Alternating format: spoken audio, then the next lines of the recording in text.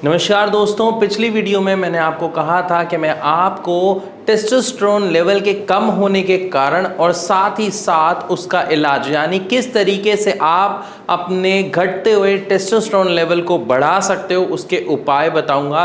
खास तौर पर वो उपाय जो घरेलू हैं, जो आप घर पर रहकर बिना किसी दवाई के, बिना किसी एलोपैथिक मेडिसिन के, बिना किसी ट्रीटमेंट के ठीक कर सकते हैं। तो चलिए शुरू करते हैं आज की वीडियो और जानते हैं सबसे पहले कि ये जो टेस्टोस्टेरोन लेवल एक पुरुष के शरीर में जो कम होता है ये किस कारण की वजह से होता है। देखिए, सबसे पहले अगर मैं कारणों में बात करूं तो कुछ ऐसे कारण पाए गए हैं जो बहुत कॉमन है आजकल की हमारी डेली लाइफ में। तो चलिए सबसे पहले हम बात करते हैं उन कारणों के बारे में जिसकी वजह से एक पुरुष के शरीर में टेस्टोस्टेरोन का लेवल कम होता है। अगर हम इन लक्षणों की बात करें तो सबसे पहला या ये कहा जाए मुख्य तौर पर जो कारण देखने को मिलता है उसमें होता है दो चीजों का, यानी एक होता है कॉर्टिसोल और दूसरा होता है एस्ट्रोजन।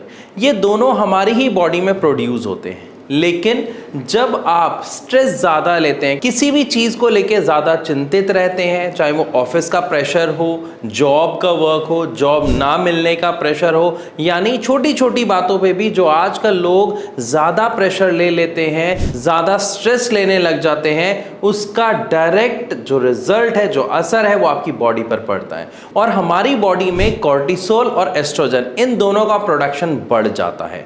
असल में ये जो कॉर्टिसोल है ये एक ऐसा हार्मोन है जो लेडीज में पाया जाता है, लेकिन अगर ये हार्मोन हमारे शरीर में बढ़ने लग जाता है तो ये हमारे शरीर में बन रहे टेस्टोस्टेरोन के लेवल को, या ये कहा जाए टेस्टोस्टेरोन के प्रोडक्शन को रोक देता है, धीरे धीरे कम करना शुरू कर देता है, जिसकी वजह से टेस्टोस्टेरोन लेवल में गिरावट देखने को मिलती है। तो सबसे पहला और सबसे मुख्य कारण की अगर हम बात करें तो वो है स्ट्रेस। आपको कोशिश करनी है ज़्यादा से ज़्यादा कि स्ट्रेस फ्री लाइफ जिए, योगा करें, मेडिटेशन करें, खुश रहें, फैमिली के साथ टाइम बिताएं, ताकि अगर आपको स्ट्रेस नहीं होगा तो आपका जो टेस्टोस्टेरोन लेवल है वो नेचुरली काफ़ी अच्छा बढ़ता रहेगा और कम होने का जो कारण है वो नहीं बनेगा।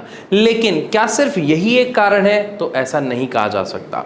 इसके अलावा भी कुछ कारण देखने को मिलते हैं। अगर यहाँ पर मैं बात करूँ आपके स्मोकिंग या ड्रिंकिंग की, तो ये दोनों भी खास तौर पर देखने को मिलते हैं जो आपके टेस्टोस्टेरोन के लेवल को कहीं ना कहीं इफेक्ट करते हैं और उसको कम करने का कारण बनते हैं। तो अब तक तो हमने बात की कि किन कारणों की वजह से या किस वजह से आपके टेस्टोस्टेरोन लेवल जो है वो कम हो रहे हैं या उसकी प्रोडक्शन रुक रही है।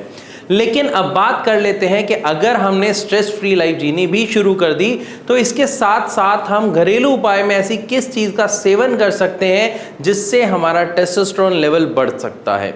तो उसमें अगर हम बात करते हैं तो सबसे पहला आता है लहसुन, और दूसरा आता है अदरक, तीसरा शहद और चौथा नींबू। ये चार ऐसी चीजें देखी गई हैं जो आपके टेस्टोस्टेरोन लेवल को बूस्ट करने में, बढ़ाने में बहुत ही ज्यादा मददगार होते हैं। लेकिन इसके अलावा भी कुछ ऐसी चीजें हैं जैसे जिंक और मैग्नीशियम। ये दो ऐसे तत्व हैं कि अगर आप ऐसी चीज़ों का सेवन करते हैं जिसमें मैग्नीशियम और जिंक की मात्रा काफ़ी अच्छी है तो आप देखेंगे आपका जो स्पर्म काउंट है वो भी बढ़ना शुरू हो जाएगा, आपका जो टेस्टोस्टेरोन लेवल है वो भी काफ़ी अच्छा हो जाता है। इसी के साथ साथ अगर आप विटामिन बी, विटामिन B6 और विटामिन A अगर इन तीनों का भी सेवन करते हैं, आप सभी उन चीज़ों का सेवन करते हैं जिसमें ये सारे विटामिन और सब तत्व हैं, तो आपके टेस्टोस्टेरोन लेवल जो हैं, जो कम हो रहे थे, वो बढ़ना शुरू हो जाएंगे और आप एक हेल्दी लाइफ जी पाएंगे।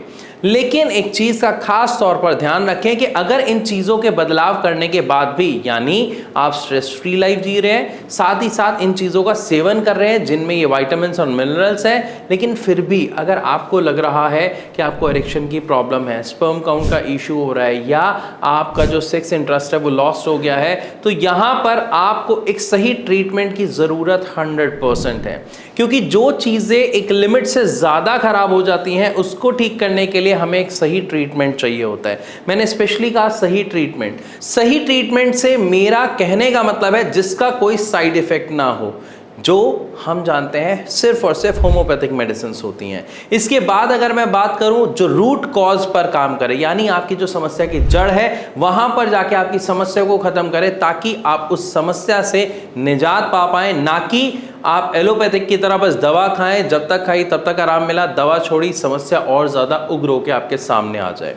तो इसके लिए सही ट्रीटमेंट की अगर मैं बात करूं तो homeopathic medicine are the best, क्योंकि ये जल्दी से कंज्यूम हो जाती हैं, ब्लड के साथ मिलकर अपना काम करना शुरू करती हैं और इसका जो रिजल्ट है वो आपके रूट कॉज यानी जो समस्या की जड़ है वहां पर जाके आपको देखने को मिलता है। हो सकता है मेरी ये बातें सुन के आपके मन में अभी बहुत सारे सवाल आ रहे होंगे। आपके पास दो तरीके हैं, या तो आप नीचे दिए गए नंबर पर अभी कॉल करके हमारी डॉक्टर्स की टीम से बात कर सकते हैं, या फिर आप अपने सभी सवालों को कमेंट के माध्यम से मेरे तक पहुंचा सकते हैं। आपके सभी सवालों के जवाब मैं जल्द से जल्द आप तक जरूर पहुंचाऊंगा। वीडियो अच्छी लगी तो लाइक जरूर करें। ऐसी और वीडियोस के लिए हमारे चैनल को सब्सक्राइब करना बिल्कुल ना भूलें। मिलूंगा अपनी अगली वीडियो में, तब तक के लिए नमस्कार।